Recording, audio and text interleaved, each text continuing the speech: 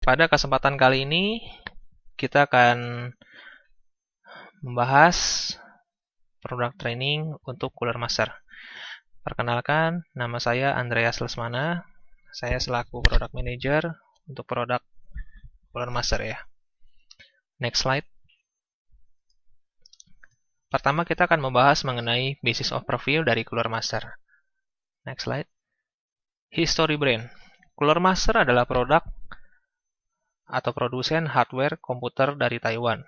Didirikan tahun 1992, Cooler Master terkenal untuk produk cases, PSU, cooler fan, cooling pad, notepad, dan aksesoris lainnya. Dan Cooler Master menjadi merek favorit di Amerika dan Eropa dan dikenal karena kualitas produknya. Next. Nah, kita bisa lihat ya, global market share-nya ya. Jadi hampir di seluruh dunia, Cooler Master sudah ada cabang perwakilan. Khususnya di Amerika, di Europe, dan Asia. Oke. Next. Nah, secara Indonesian market, cases untuk Cooler Master, nomor pertama adalah CM, urutan pertama. Urutan kedua adalah NZXT, dan urutan ketiga adalah Thermaltake. PSU sendiri, untuk urutan pertama adalah Corsair, kedua Cooler Master, yang ketiga adalah VSP. Untuk cooling fan, yaitu di urutan pertama masih Cooler Master, kedua Another Brand, dan ketiga adalah Corsair. Dan untuk cooling pad atau notepad, itu urutan pertama adalah Cooler Master, kedua Another Brand, dan yang ketiga adalah Deepcool. Oke, next slide. Untuk product positioning, kita tahu ada 3 produk positioning, yaitu harga murah, barang pasaran, kualitas rendah, atau harga mahal, barang pasaran, kualitas rendah, atau harga mahal, barang premium, memiliki kualitas yang tinggi. Untuk Cooler Master, ada di positioning harga mahal, barang premium, dan memiliki kualitas yang tinggi. Next slide. Market dan competition overview. Next slide. Cooler Master memiliki satu distributor tunggal di Indonesia, yaitu Asrindo. Jadi tidak ada distributor kedua. Dan secara brand kompetitor, kita bisa lihat untuk cases ada NZXT, Corsair, Thermaltake, dan lainnya. Untuk PSU ada Corsair, VSP, PSU bawahan casing, dan lainnya. Cooler fan ada Cooler Master, ada Deepcool, ada Zalman. Untuk cooler pad ada Notepad, Deepcool, merek China. Dan untuk gaming keyboard, mouse, dan headset itu ada SteelSeries, Razer. Next slide. Produk kategori. Untuk produk kategori, untuk Cooler Master ada cases. Cases biasanya dibagi menjadi full tower, middle tower, mini TX case, dan low end case. PSU atau power supply itu ada berbagai macam segmentasi atau kategori, yaitu untuk Thunder series, Vanguard series, dan Elite series. Untuk produk kategori yang lainnya ada Notepad, cooler fan dan pasta, dan ada gaming solution yang terdiri dari keyboard, mouse, dan headset. Next, kita akan membicarakan mengenai line produk, unique selling point, dan product feature. Yang pertama kita bahas adalah Notepad. Notepad kita memiliki harga yang cukup tinggi bila dibandingkan dengan notepad yang aspal ya, yang kita bilang asli atau palsu. Ya banyak di market kita ketemukan harganya itu 20.000, 30.000. Nah, jika kalian bertanya, bagaimana cara kita menjual notepad yang dengan harga yang lebih tinggi? Mungkin di sekitaran paling murah itu C2, C3 dengan harga 80.000, 100.000 ya, kira-kira seperti itu. Yang saya bisa tekankan adalah kita jual informasi ke mereka. Kita beritahukan informasi kepada mereka. Kalau misalnya owner toko beli cooling pad yang aspal ya, palsu, asli atau palsu, itu ada beberapa kemungkinan produknya, yaitu bisa terbakar. Karena untuk yang cooling pad yang asli atau palsu yang saya bilang tadi, yang sekitar 20.000, 30.000, itu biasanya memakai bahan dari hasil refurbish gitu loh. Jadi hasil daur ulang. Dan juga terdapat banyak zat-zat berbahaya dan mungkin juga akan mengakibatkan aliran listrik yang tidak stabil. Untuk aliran listrik yang tidak stabil ini yang saya maksud adalah untuk yang cooling pad itu adalah input powernya itu dari notebook punya USB. Kalau misalnya untuk yang kabel USB dari cooling padnya itu tidak bagus atau yang fake USB, itu lama-kelamaan bisa mengakibatkan kerusakan terhadap USB dari notebook yang diambil dayanya. Hal ini tentu akan mengakibatkan cost tambahan lagi apabila kita harus menservis USB bawaan dari notebook tersebut. Itu bisa sekitar 100-200 ribu. Dan mungkin mengakibatkan terjadi keledakan. Cuman ledakan ini sangat jarang sekali ya kasusnya. Jadi poin pertama kita dalam menjual notepad adalah kita harus memberikan informasi ke dealer mengenai bahaya-bahaya yang dapat ditimbulkan oleh cooling pad palsu tersebut. Saya mau menjelaskan, ini adalah ada kisah menarik ya. Waktu saya kunjungan ke beberapa daerah, saya selalu tanya kepada mereka, kok bagaimana sih jualan barang-barang cooling pad yang palsu? Ya, mereka memberikan kesaksian hidup bahwa mereka jual harga murah sekitar 20.000, 30.000, tapi biasanya dalam waktu sekitar 4-5 hari, ya cooling pad mereka yang palsu itu rusak. Gitu. Banyak konsumer yang mengeluhkan. Dan saya bilang, kok bagaimana kalau misalnya dari sisi owner ya kan menjual produk notepad, bagaimana nih? Ya kan? Dan mereka bilang kalau mereka jual notepad, ya lifetime-nya lebih lama. Itu biasanya bisa 1 tahun sampai 2 tahun. Dan itu barangnya tidak rusak. Ini kesaksian hidup yang saya dapatkan dari teman-teman dealer dari berbagai kota. Oke, di next berikutnya kita akan menjelaskan lini produk dari notepad. Jadi ada beberapa variasi dari notepad ya. Yang paling bawah itu kita bisa lihat adalah C3. C3 itu bahannya plastik ya. Jadi ini adalah salah satu tipe yang kita gunakan untuk hajar ya merek-merek palsu tadi. Cooling pad palsu tadi yang 20.000, 30.000. Dan mungkin kita juga bisa tawarkan I100. Kalau I100 itu bahannya adalah aluminium ya. Beda dengan C2, C3 yang bahannya dari plastik. Nah, di satu level di atasnya kita bisa tawarkan adalah U-series. U-series itu adalah satu tipe notepad yang dikhususkan untuk mahasiswa.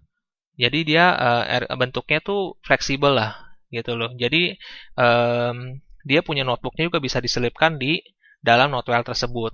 Dan untuk yang seri U, itu kipas itu bisa diganti-ganti. Nah, ini saya akan jelaskan di slide berikutnya ya. Jadi kalau U series itu biasanya, kalau untuk U series itu kipasnya 1, kalau untuk U2 kipasnya 2, U3 itu kipasnya 3. Dan satu level lagi di atasnya itu adalah khusus seri gamer. Itu ada namanya X-Slim 2, ada X3. Biasanya kalau gamer ini berhubungan dengan lampu-lampu nih. Gitu. Banyak sekali gamer yang suka lampu gitu kan. Sama seperti mereka main game, main PC, ya kan, entah itu di laptop, entah itu di PC, mereka pasti akan berkaitan dengan lampu ya, gitu. Mereka sangat suka lampu. Dan satu level di atas itu yang paling tinggi adalah seri Ergo Stand. Nah, Ergo Stand kita itu ada Ergo Stand 3, ada U-Stand Easy, ya. Ini special fiturnya dari seri Ergo Stand adalah yang pertama itu dia punya dudukannya itu bisa diatur sesuai dengan sudut pandang kita. Jadi maksimal tuh sekitar 70 sampai 80 derajat. Ya. Yang kedua, untuk kipas fan-nya itu bisa diatur kecepatannya. Jadi kecepatan fan-nya itu bisa diatur ya. Gitu. Jadi, next. Nah, ini yang di next slide ini kita bisa lihat bentuknya C2, C3, I100 dan U2, U3 ya. Jadi U2 dan U3 atau U2 atau U3 ini kipasnya bisa diatur posisinya. Jadi tergantung misalnya kalau kalian punya notebook, kalian bisa balik notebooknya, di situ kalian bisa lihat posisi fan-nya di mana. Jadi kalau U2 dan U3 itu bisa diatur posisi fan-nya yang paling dekat dengan fan dari notebook. Jadi biar lebih efisien. Oke. Dan kalian lihat juga di fotonya, ini notebooknya bisa diselipkan ya di dalam notepadnya. Oke, next slide. Nah, kita lanjut ke PSU ya, power supply. Di power supply itu sendiri, dalam menjual power supply, kita harus perhatikan dua hal ya. dalam menawarkan PSU kita harus memperhatikan dua hal, yaitu tingkat prioritas dan kedua efisiensi. Jadi yang pertama yang saya bahas adalah tingkat prioritas. Jadi kalau teman-teman sales nih, ya ke market ya, kalian bisa tanya ke dealer-dealer. Ya, kadang-kadang saya menemukan kasus misalnya nih ya, ada dealer teknisinya itu merakit satu PC. Dia pakai power supply bawaan dari casing, misalnya merek A, merek B, ya, yang harganya murah meriah lah, ya. Di situ tertulis misalnya 300 watt misalnya, ya. Tapi ketika dipasang, ya kan, ketika dipasang, kok nggak ngangkat ya? Nah, pada saat itu saya cuma bisa bilang, itu berarti nggak pure. Sama seperti halnya di slide kalian bisa lihat, kalian jangan lihat mereknya, ya, kalian lihat di situ di labelnya tertulis 430 watt. Tetapi pada kenyataannya ketika dites, itu sebenarnya nggak 430 watt murni. Jadi sebenarnya dia cuma 280 watt. Ya, jadi ketika ada satu komponen PC yang dirakit, ya dia punya wattnya itu adalah 350 watt, sedangkan PSU-nya 280 watt, 280 watt, ya itu pasti tidak nyala, tidak ngangkat orang bilang. Ya, tapi kalau di Cooler Master, di labelnya tertulis 500 watt, ya pasti realnya juga 500 watt. Itu namanya tingkat prioritas. Oke, next slide. Nah, di sini yang kedua adalah masalah efisiensi. Jadi, secara worldwide, untuk PSU ini ada namanya certified. Ya, certified itu ada namanya bronze, gold, platinum. Ya, sama halnya seperti sentimeter, meter, atau enggak kilometer lah, satuan ya. Jadi, di dunia, baik di Indonesia, di Thailand, di China, di Hong Kong, semua ya satu sentimeternya di sana pasti sama dengan 1 sentimeternya di Indonesia. Sama juga dengan certified ya. Jadi kalau yang certified ini adalah berkaitan dengan efisiensi. Jadi kalau misalnya yang dia certified gold, efisiensinya 90%. Kalau untuk yang bronze, dia efisiensinya adalah 85%. Nah, sekarang pertanyaannya adalah, efisiensi itu pengaruh kemana sih? Saya kasih ilustrasi misalnya ya, saya memakai PC di hari pertama. Ya, di hari pertama saya pakai dari jam 6 pagi sampai jam 12 malam. Saya pakai full main game. Ya, saya bayar listriknya 200.000. Ya. Di hari kedua, ya kan, saya pakai jam 6 sampai jam 8 saya main game pagi. Jam 6 sampai jam 8 pagi saya main game. Oke, setelah jam 8 pagi sampai dengan jam 12 malam saya nggak pakai. Saya berangkat kerja, ya, terus udah gitu saya tidur, bla bla bla, ya kan. Tapi PC dalam keadaan nyala dan saya bayar 200.000 juga. Berarti dari kasus tersebut saya bisa bilang itu nggak efisien. Karena apa? Karena saya pakai full time, saya pakai full. Di hari pertama saya bayar 200.000. Di hari kedua saya cuman nyalakan PC, main sebentar, tapi saya bayar juga 200.000. Ini menurut saya nggak efisien. Yang efisien adalah saya di hari kedua saya bayarnya nggak 200.000. Saya bayarnya mungkin sekitar 100.000 atau 80.000, ya. Oke. Jadi ini yang disebut dengan efisiensi. Ya, apalagi sekarang tarif dasar listrik sudah naik nih, ya kan? Nah, ini sangat penting sekali, ya. Jadi dalam menjual PSU harus memperhatikan dua hal ya. Yang pertama adalah tingkat prioritas, yang kedua itu adalah masalah dari efisiensi, ya. Oke, next. Nah, di next slide-nya kita bisa lihat ya. Sebagai seorang sales yang baik, kita harus tahu produk kita bila dibandingkan dengan kompetitor, itu produk kita tipe apa compete dengan tipe apa dari kompetitor. Kebetulan untuk yang PSU adalah kompetitor kita adalah Corsair ya. Oke. Kalau untuk Cooler Master yang seri V kita itu untuk Corsair seri AX. Ya. Saya nggak sebutin semuanya. Saya kasih shortcutnya satu hal aja. Contohnya kayak Thunder. Ya, yang ini akan kita push ke depannya itu saingan dengan Corsair tipe VS. Ini harus jadi tolak ukur kita sebagai sales gitu loh. Ya, kita harus push standar kita harus lebih banyak dibandingkan Corsair VS model. Ya, untuk yang Elite V2 series yang 500 watt, 460 dan Elite 350 kita harus tetap fokus jual. Kenapa? Karena untuk yang kompetitor punya barang, Corsair, itu tidak ada yang bisa compete dengan kita punya produk, khususnya untuk yang elite. Jadi ini marketnya masih besar sekali, ya, kita harus fokus. Oke, next slide. Nah, tadi kita udah bahas tentang notepad, kita udah bahas tentang PSU, sekarang kita bahas casing ya. Jadi, di casing ini sebenarnya banyak hal. Kenapa? Alasan apa yang bisa membuat orang tuh, end user itu beli Cooler Master, casing Cooler Master. Yang pertama contohnya, ya, biasanya kadangkala ya, untuk yang casing yang low end, low cost lah kita bilang ya, merek A, B, C yang harganya di bawah 200.000, di bawah 300.000, itu kadang-kadang dia punya permukaannya, sisi-sisinya itu tuh dia nggak presisi. Jadi teknisi kadang-kadang atau nggak end user ya, ketika dia rakit, ya kan, kadang-kadang tangannya bisa menyebabkan tangannya berdarah karena sisi-sisinya itu tajam, ya. Dan yang kedua, itu biasanya kalau untuk yang casing-casing yang low cost yang tadi saya bilang, di bawah 200.000, di bawah 300.000, itu dia biasanya tuh masih pakai mur. Jadi harus pakai obeng ya. Nah, kalau di Cooler Master, itu yang seri bawah kita juga biasanya tuh udah pasti pakai tools gitu loh. Jadi tidak perlu pakai mur, jadi cuman kencangkan murnya sedikit, itu udah bisa langsung terkunci gitu loh. Ya. Nah, yang kedua, masalah ukuran casing. Nah, kita untuk yang middle tower, itu kita bisa support untuk VGA yang seri tertinggi. Biasanya kalau VGA seri tinggi, itu PCB-nya itu pasti lebar, panjang. Gitu. Jadi kadang-kadang itu sangat ngepas sekali kalau dipasangkan dengan casing yang middle tower.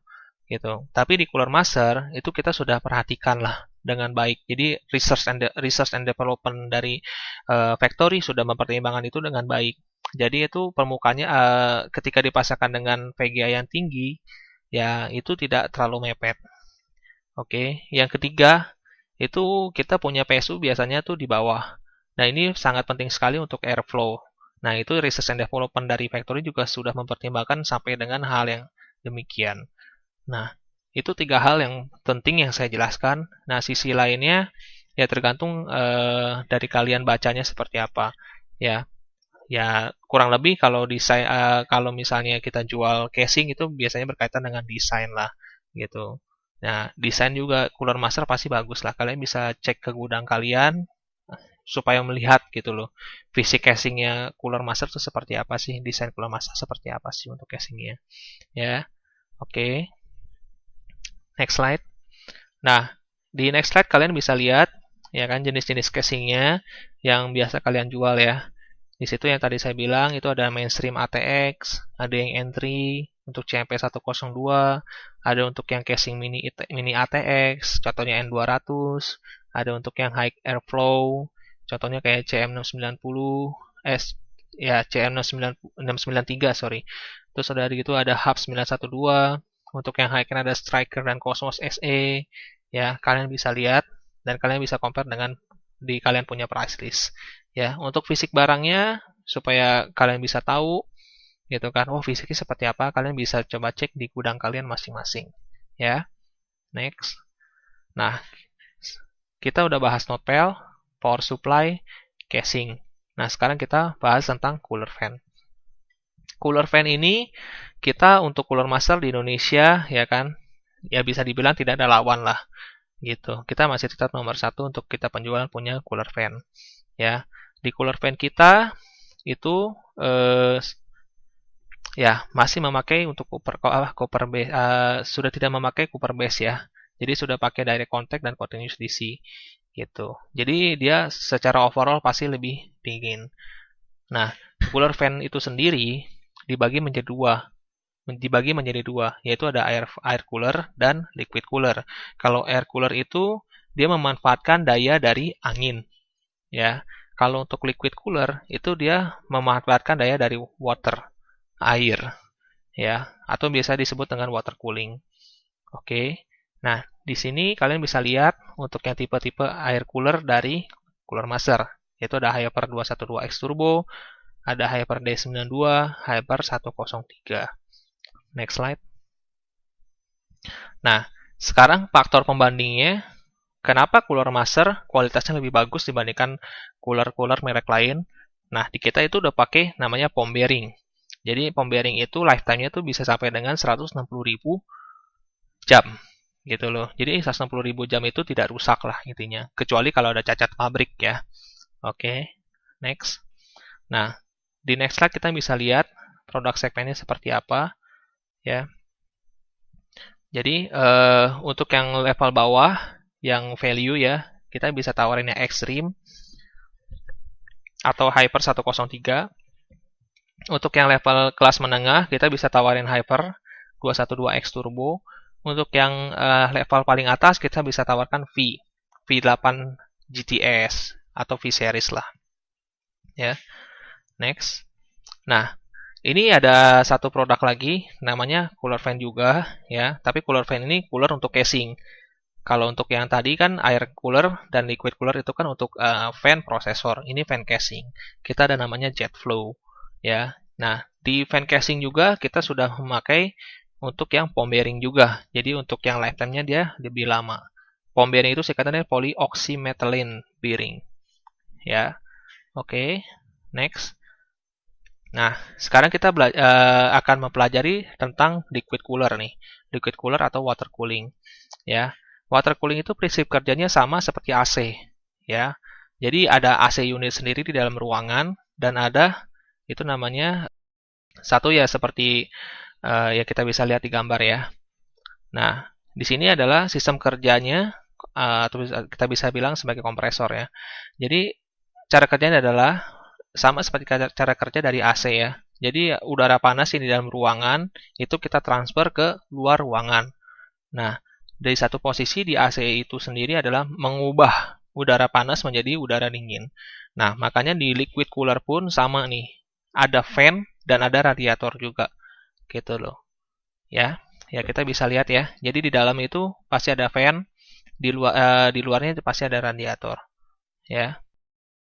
Nah, di sini ada satu produk yang kita harus push, yaitu namanya Seidon 120 V Plus ya.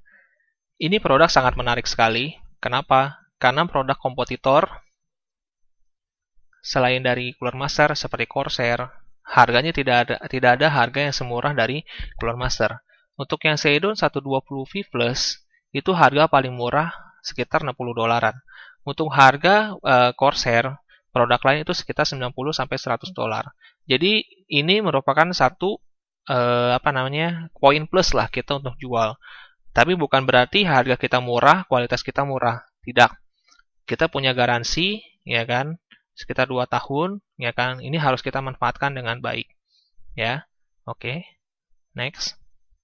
Nah, yang menjadi problem utama di water cooling itu ada di masalah saya pakai water cooling atau liquid cooler itu pakai cairan, pakai air.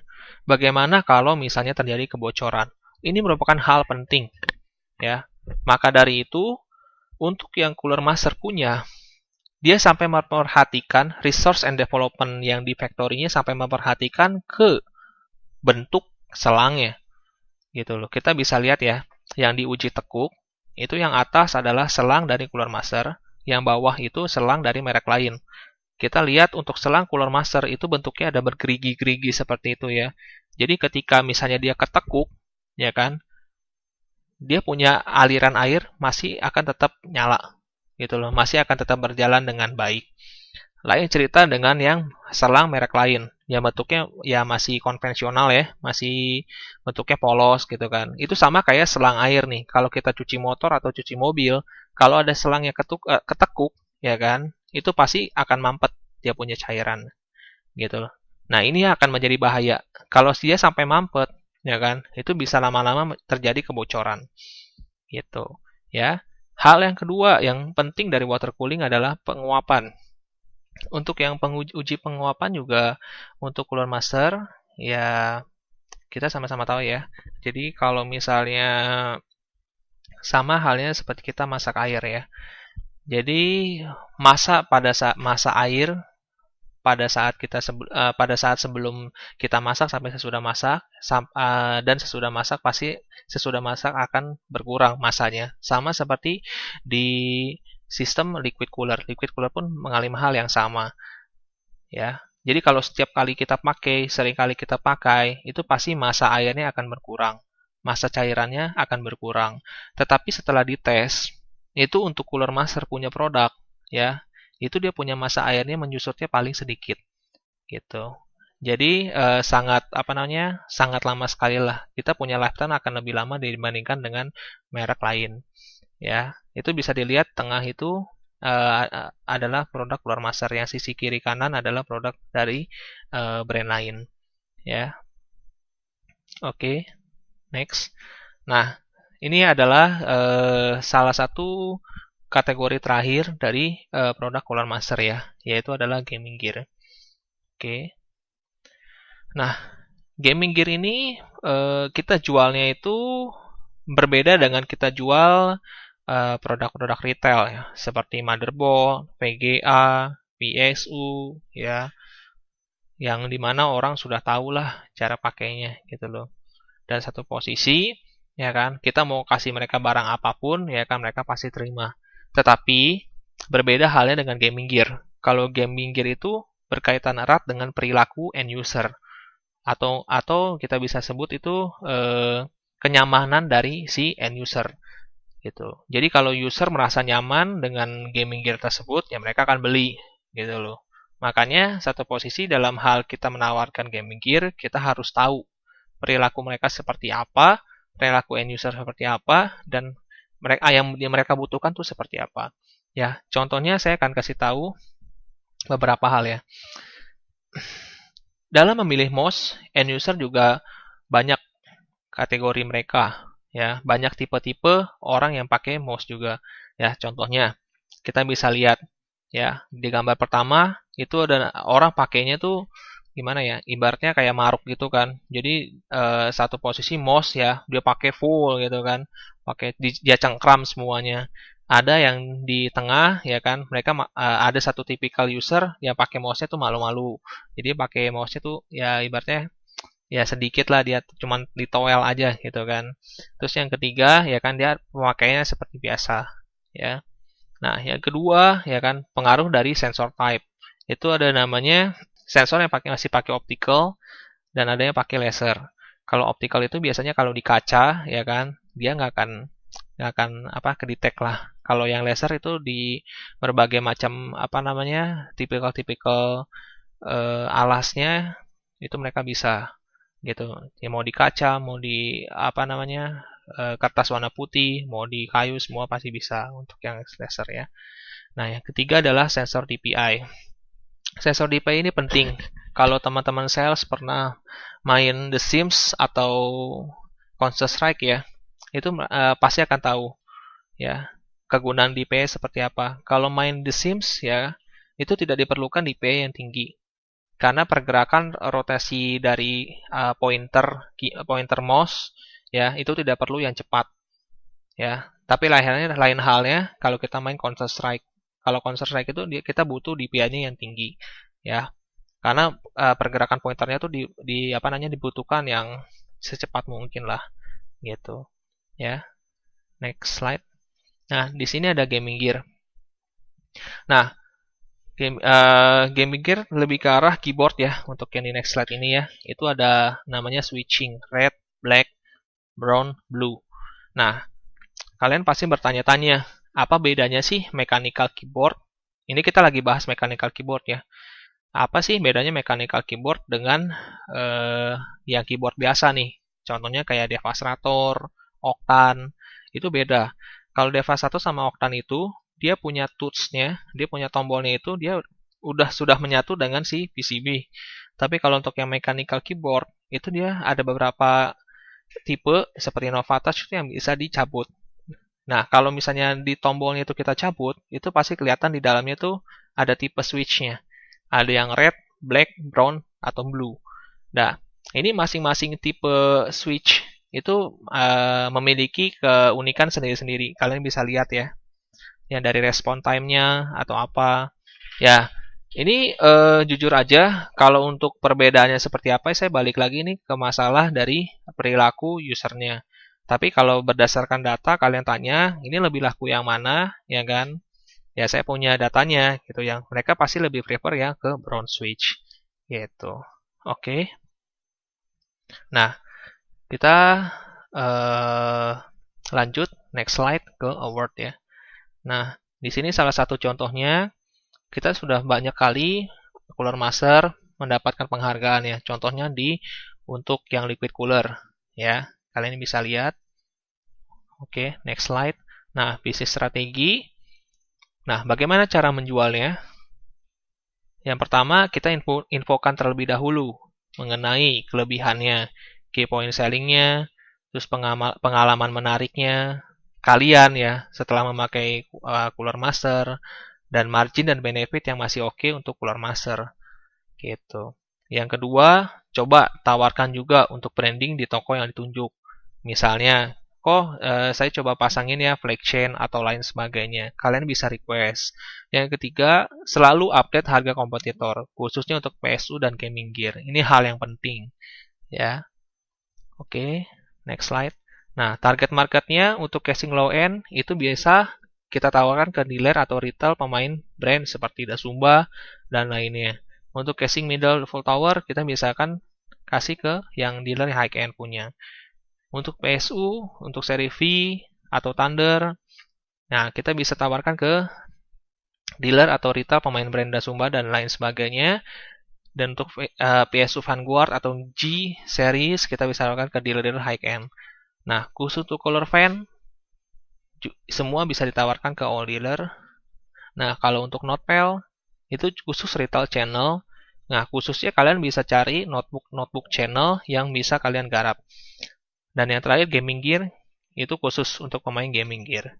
Karena kalau misalnya kalian tawarkan gaming gear ke toko retail atau high end yang tidak biasa main gaming gear, ini akan terjadi kesulitan tersendiri buat mereka. Jadi lebih prefer kalian coba cari pemain-pemain yang sudah pernah main atau masih main Razer, ya Steel Series. Nah, kalian bisa approach mereka untuk main Cooler Master Gaming Gear. Ya. Nah, service warranty-nya kalian bisa lihat. Saya shortlist yang paling penting aja ya. Untuk keyboard dan mouse itu kita masa garansinya 2 tahun. Untuk casing 2 tahun. Untuk PSU kalian bisa lihat sendiri ya. Itu bermacam variasi. Kalau untuk yang elite V2 itu biasanya 2 tahun. Untuk yang V series itu 5 sampai 7 tahun ya. Nah, untuk air cooler 2 tahun, liquid cooler 2 tahun, untuk notepad 1 tahun. Ya, paling itu aja yang penting. Ya. Oke. Sekian presentasi dari Cooler Master dari saya. Ya, thank you.